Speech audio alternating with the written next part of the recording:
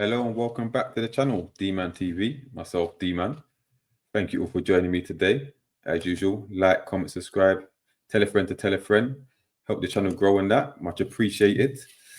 Yeah, I'm back from a holiday, feeling refreshed, or was feeling refreshed, I unplugged from the Newcastle United matrix, didn't know nothing that was going on and it felt good. My last video, I did say when I return, I hope to see some new signings, a sporting director, CEO, and the club moving in the right direction. Unfortunately, that hasn't happened. Yeah, there's still no director, still no CEO. And if you want to talk about signings, well, we have signed Aaron Ramsdale, which is an interesting one to say the least. Those who know me know my thoughts on Aaron Ramsdale, but that's maybe for another day. Look, he's here now for a year at least. He's here to challenge Nick Pope. Maybe has some better attributes. Maybe brings some positivities, new style of play. We don't know, but I wish him well. Yeah, I hope he succeeds. But that's not the main topic of discussion, is it? Because Alexander Isak is still here. I didn't expect him to be here. Well, I expected to be a lot more movement in the sense of him leaving, because let's be honest, he is going to leave eventually. But we haven't found an adequate replacement yet. We've been in the market, as we know, but the crux of it is we haven't got one in. So at the moment, he's still a Newcastle United player. And I don't think we should be letting him go until we find a replacements, because we need two strikers, one to replace Wilson and a quality one to replace Isak. And we're no closer to getting either. So at the moment, he needs to be told, buck up your ideas, stuck it up, and stay for at least another season unless we find something in the meantime. But yeah, we have been looking. Before I left, we were linked to Benjamin Sesko, and it looked a bit positive. And then when I came back, it looked even more positive. We made a bid, got rejected, and then we made an increased offer. And more importantly, we offered to pay the transfer fee up front. Yeah. Because we knew that Man United were working in the background. They were taking their time. Rumor was they didn't have any money. Yeah. Then it came out that they were going to bid if they get the encouragement from Benjamin Sesko. And it turns out, Groundhog Day, it seemed like the agent or the player or the club, I don't know, was using us to get interest from another club, this time Manchester United. And lo and behold, he's now a Manchester United player. The media say he was the only destination that he wanted, although before that it was like he was interested in the Newcastle project. But for some reason he chose the Manchester United. Personally, I don't understand why, because we're a Champions League club. Yeah, we're going in the right direction. It's more less pressure as a number 9 to play for Newcastle than it's for Manchester United, especially at that young age. And let's be honest, Manchester United are crap. They're currently garbage. Yeah, yes, they're Manchester United, but they're in a lot of trouble, right? So why is it? Apart from maybe money, then I don't understand the reason why. I'm not having this stuff about the stature, the history. Brother, he's 22 years old. They don't care about your history. Yeah, let's keep it real. But he's gone there. I'm not having this. Oh, we offered to pay more money and he took a lesser salary to join them. Garbage, absolute garbage. Makes no sense. But if that's the narrative that these Man United fans want to run with, even though they're twerking for him now, but yet 2 days ago he was a waste of money. But it is what it is, right? More importantly, we've missed out on a target again. Yeah. So that's Sesko, Embremo, Delap, Pedro, Trafford. The list goes on and on. We are Rejection FC. Yeah. And we have to ask ourselves why. Yeah. Because we can blame PSR, which we'll maybe get to touch on a bit later, but we have to look in-house first. Yeah. There's a lot of people to blame, in my opinion, for the situation that we find ourselves in. Starting with the board, right? So the board have allowed us to go into our most important transfer window with no CEO, no sporting director, more importantly. Yeah. The sporting director, yeah, is the one who negotiates the deals, who builds up the relationships with agents, with clubs, to negotiate fair prices and to build reports so it's easier to get the transfers done. Not to mention the experience in handling these kind of transfers, right? We've got flipping Andy Howe, assisted by the manager, yeah, going in, and now it's Jamie Rubin, yeah. None of them got any experience handling negotiations. What does that look like to the selling club? We look like a bunch of mugs. Yeah. So the board are to blame. Then you've got, well, we should have a sporting director. Why did not we have one? We had one in Paul Mitchell, but we all know he couldn't get on with the manager. Yeah. There's rumors that Ashworth couldn't get on with the manager. So Eddie Howe has to take some sort of responsibility. We know he likes a lot of control, but your job is to coach. Yeah. Let the sporting director do their job. Yeah. And you're telling me that in our most important window, you couldn't get on with Paul Mitchell for this period of time to get transfers through the door, then kick up a fuss about him later. Yeah. But it seems like, and I keep saying it, there's no coincidence that when we qualified for the Champions League, on that very day, there was a meeting between the owner and Eddie Howe. And 2 days later, Paul Mitchell's gone. So I'm not buying this stuff about Eddie Howe being surprised that he left and, disrupting his holiday nonsense. No. You are part of the reason why he's gone. Yes, you have to take some responsibility. But that being said, I don't think there's any reason why every single player that we've gone for is rejecting us. The moment we get better at selling players, i.e., Longstaff, we got rid of Wilson for free off the books. Kelly before that, Almiron, Dubravka's now gone. Lacademos is going on loan. So the moment we get a bit better at selling, no one wants to join us. Why is that? We're a Champions League team. Yeah, we've just won our trophy, a silverware, the first time ever.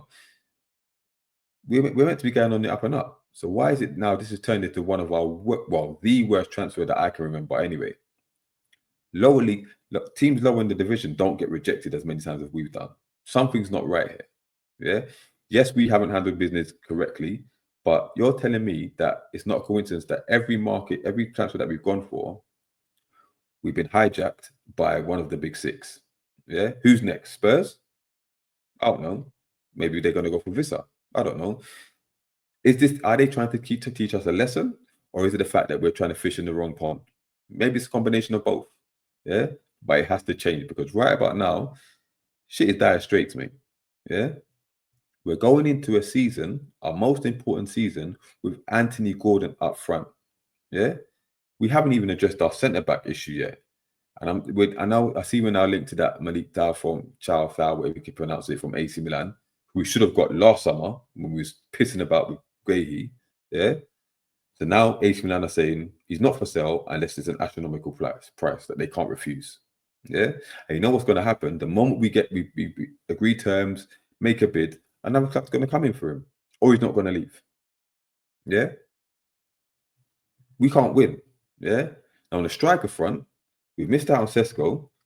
I see we're now linked to this guy. Yeah. Nicholas Jackson. Now let's be honest. That's a serious downgrade from Alexander Isak. Yeah. He's volatile with his temperament. He's not the best finisher. Yeah. He's a glorified Darwin Núñez. Yeah. Yes, he gets in the right positions and his GA is not too bad, whatever, especially the season before last and the first half of last season. But the price that we're being quoted, I heard, is 80 million. And why is that? Why? He's not an 80 million pound player. But now clubs know that we have the money. Yeah. And we're willing to pay transfer fees up front. They're going to try to extort us. Yeah. So, and even if we do want him, it's now like Bayern are now linked to him. A few European clubs are linked to him.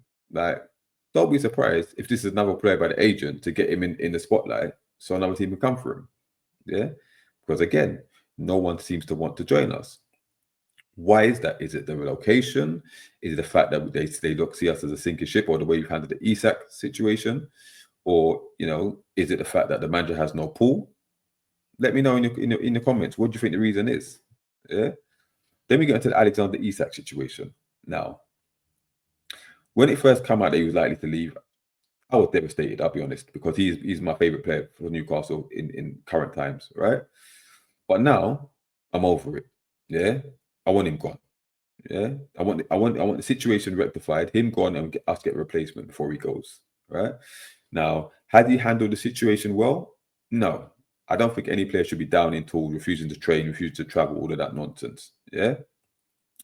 But if you put it into perspective, there's rumors that he wanted to leave a while ago, right? Because he didn't feel that he felt disrespected with the whole Mitchell situation with the contract. Fair enough. Then He's arguing that we're not matching his ambition. And if we're honest, listen, he's the best striker, arguably one of the best strikers in the world. We're not one of the best clubs in the world. Yeah. So he should be playing for a team really that's challenging for top honours, i.e. the Champions League, the Premier League. We don't look like we're anywhere near that at the moment, right? Now, on top of that, he's seen us getting rejected left, right, and centre by lesser players. Yeah. Can you really blame him? I'm not agreeing with where he's gone about it, but can you blame him that he wants to leave? I'm not so sure. Yeah. But if he does leave, we need to get top dollar for him. And I'm talking £150 million, which do I trust the club to negotiate that correctly? I'm not so sure. If they get the money, do I trust the club to spend it correctly? Not so sure. Will we even get the players to come in? Do you want to join us? I'm not so sure. But we've got to rectify it one way or the other. Yeah, it's no good for nobody, because I get it. Don't get replacement. He has to stay. But is he going to perform to his optimum? Is he going to feign injury? Yeah, one that we can't really say whether confirm whether it's genuine or not. I don't know. Is he going to handle the transfer request? I don't know. What I do know is that we are now the butt of everybody's jokes. Yeah, everyone is trolling us. We've got Manchester United who are dead. I don't care how big they are. They are dead. Yeah, they're crap. Their squad's crap. Bar a few players. Yeah, they are trolling us. We've got people, even Spurs are trolling us, and they're not much better than us anyway. Yeah, every other fan base are mocking us, and to be fair, at the moment they have a right to, because I'm struggling to find any positives from this situation. Yeah, if anyone can find any positives from this situation, let me know in the comments, because I'm struggling. Yeah, it's starting to break me down emotionally. Yeah, and I don't like it. I do not like it. I'm taking my boy to the Cellar Cup at the weekend. Yeah, I've got him an Isaac shirt for his birthday. Yeah, can't wear that. Yeah, when he's asking where's Isaac, I don't know, because he's confirmed he's not going to be playing. Yeah, but there's no new signings going to be playing. He's going to be watching Anthony Gordon up front, or Harvey Barnes, yeah, or Willa Sula. What's that? What joy is that going to bring to anybody when Atletico slap us about the place? Not looking good. Not looking good. So where do we go from here? Because I can't see any serious links at the moment. Yeah, any positive links? Do you think we're going to get the players that we need in? Yeah, before the season starts. I'm talking the Vissa, another striker, another centre back at the bare minimum. Yeah, not to mention midfield, because we're now light on midfield. We sold Sean Longstaff, right, which I thought was a decent deal. But when I see the prices that other players are going for, like Dewsbury Hall and stuff, we got mugged off. Okay, Joe Willock is now injured. Now I know he's not the best, but he's still a body. We're gonna have to replace him. Yeah, I know it's 6 weeks, but still, the season starts in less than 2 weeks. We're gonna have to replace him. Yeah, we've got our first choice midfield and a 19-year-old as cover. Yeah, one injury to that midfield. Let's be honest. If you're looking at Joe Linton, yeah, we're screwed. Yeah, I personally believe we need an upgrade on Joe Linton as well. If we're going to progress, we need an upgrade on Joe Linton. A ball playing centre midfielder, a goal scoring one, yeah, who can offer a bit more. Maybe as physical, but offensively better on the ball a bit more. Because you take away Joe Linton's thuggery, and I'm going to have to call it thuggery now, because I've heard how he's been performing in these preseason games. You take away that, he's very limited. Yeah, he's got the passion, he's got, he loves being there, whatever, but that's not enough. Yeah, that's not enough if we're going to progress, should I say. So something's got to change in that respect. Any ideas who we're going to get? Because I don't see any links. I see I've linked to that commentary brother.